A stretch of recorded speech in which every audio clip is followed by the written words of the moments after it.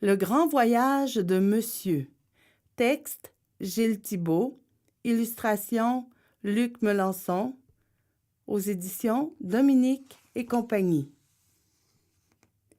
Après la mort de son enfant, Monsieur a tout laissé derrière lui. Il n'a gardé qu'un ourson de laine et une chaise pour voyager. À la gare, Monsieur a pris son billet, aller seulement, pour n'importe où. Il voyageait, assis sur le dernier wagon. Certains soirs, au hasard d'un arrêt, Monsieur hantait les terrains de jeu.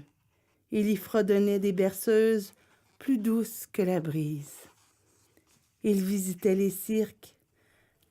À la fin de chaque représentation, lorsque les spectateurs avaient emporté leur éclat de rire, Monsieur veillait en silence au milieu de la piste. Un jour, le train s'est arrêté devant la mer. Bercé par les vagues, Monsieur a longtemps contemplé les châteaux de sable. Puis Monsieur a traversé l'océan sur un paquebot.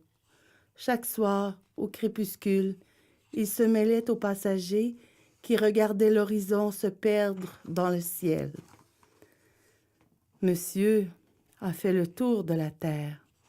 Dans chaque ville, dans chaque village, il arpentait les rues, les ruelles et les sentiers.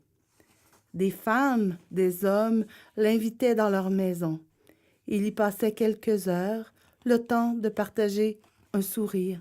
Au bout du monde, Monsieur a rencontré un enfant.